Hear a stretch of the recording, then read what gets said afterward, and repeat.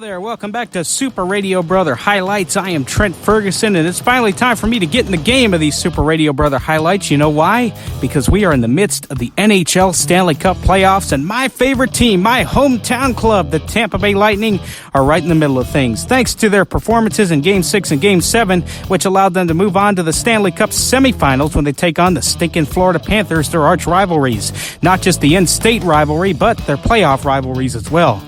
Let's give you a little recap on how the Tampa Bay Lightning got here. The Lightning were down 3-2 after 5 in the Toronto series, and everybody thought, oh my goodness, the sky is falling. The Lightning are not going to get the three-peat.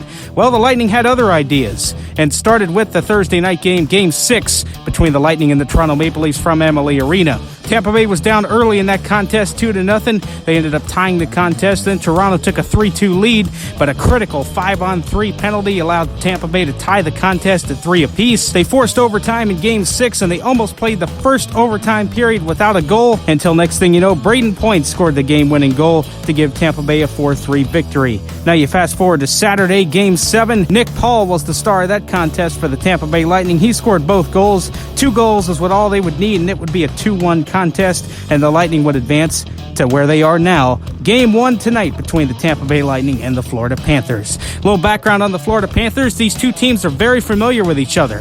They've faced each other 18 times, including the playoffs within the last 3 years, and their record is deadlocked at 9-9. The Lightning will be without one of their biggest offensive stars, and one of the main reasons their offense is so potent in blackjack, Braden Point. Point went down in Game 7 with a lower leg injury. He's day-to-day, according to head coach John Cooper, but Braden Point is a gamer. I anticipate him being out there at some point during this series. We just never know. But the Lightning don't have to worry because they've been in this situation before. In 2020, they played in the Stanley Cup Finals without their captain, Steven Stamkos, and we all saw what happened there. So when Tampa Bay faces adversity, they're at their best for the most part. If the Lightning want to win this series, they cannot have bad neutral zone faceoffs or bad icing calls. If they do, that's a detriment because the Florida Panthers are a great team and they take advantage of other teams' mistakes. And the Tampa Bay Lightning have to take advantage of power play opportunities. That's the reason they won Game 6. You have to score goals when you have a man advantage and whenever you're in the power play, because if you don't, other teams are more than likely going to beat you. The same goes for the Lightning when it comes to committing penalties. They can't commit the senseless penalties against the Florida Panthers because their power play is top-notch.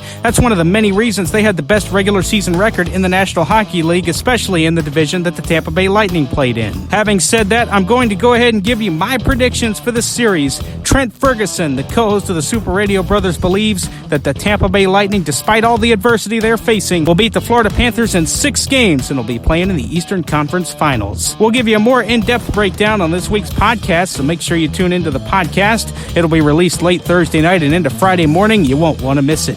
For Super Radio Brother Highlights, I'm Trent Ferguson. Go Bolts! Let's be the Thunder.